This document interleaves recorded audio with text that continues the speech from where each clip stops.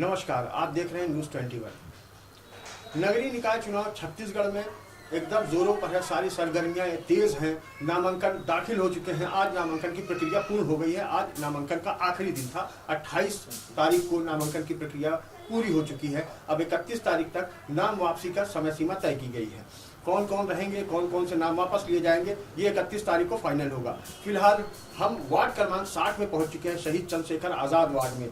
यहाँ पर भाजपा ने एक युवा कार्यकर्ता, नए युवा पर भरोसा जताया है और उनका नाम है रमेश सपा।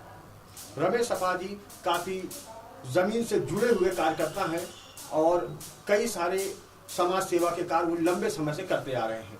तो उन पर पार्टी ने विश्वास जताया है। तो हम जानते हैं उनसे कि पार्टी ने उन पर विश्वास क्यों जताया है और वो किन मुद्दों को लेकर अपने वार्ड में आम लोगों के पास, वार्ड वासियों के पास जाने वाले। सबसे पहले आप सभी को जय श्री राम। और मैं रमेश सपा 60 नंबर वार्ड से पार्टी ने मुझे इतना बढ़िया दायित्व दिया है, इतना बड़ा आशीर्वाद मिला है मुझे।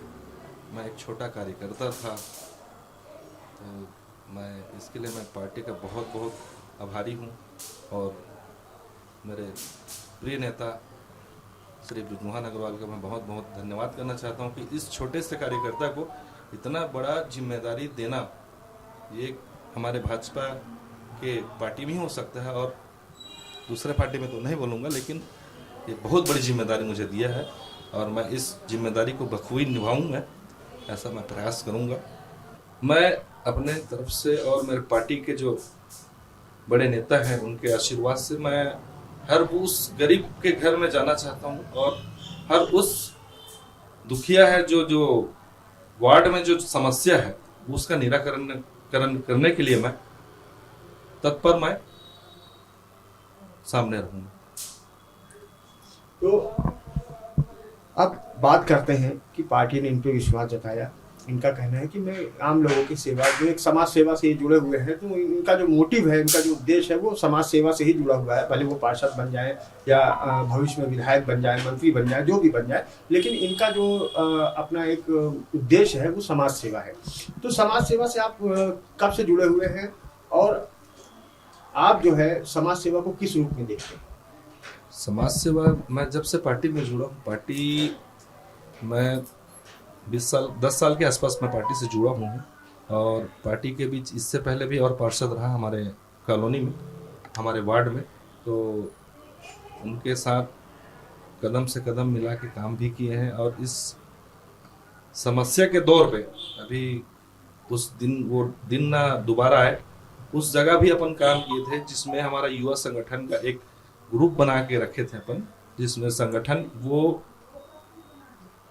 कोरोना काल के समय हम डेली 18 से 20 दिन के आसपास अपन कोरोना के उस भयानक स्थिति में घर घर जाके अपन चावल परोसने का काम किए थे।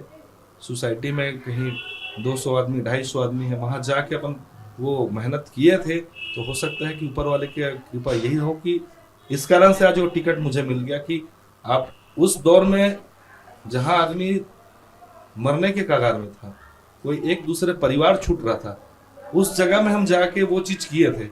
तो हो सकता है ये ऊपर वाले की कृपा हो, इस कारण से ये टिकट मुझे मिल गया। तो मैं चाहूँ, मैं जितना मेरे से हो मैं वैसा सेवा करूँगा। अब बात करते हैं कि मूलभूत सुविधाओं की। सबसे ज़रूरी होता है कि गरीब लोगों तक मूलभूत सुविधाएं पहुँचे। खासतौर पे जो वार्ड का जो प्रथम व्यक्ति होता है वो पार्षद होता है। तो पार्षद का ये बहुत बड़ा दायित्व होता है कि वो गरीब लोगों तक मूलभूत सुविधाएं पहुँचाएं। तो आपका इसमें क्या प्रयास होगा? मैं मेरे ओर से जो प्रयास हो रहा, मतलब मैं अभी घूमा हूँ इस वार्ड में, अभी घूम रहा हूँ। और इससे पहले जब विधानसभा लोकसभा में दोनों में अपन काम किए तो हम लोग गए। तो है कुछ परेशानी तो है, लेकिन कोई एरिया में ऐसा है, हमारे जो पुराने पार्षद थे वो किए हैं काम, ऐसा नहीं बोलूँ काम नहीं किए, काम किए हैं।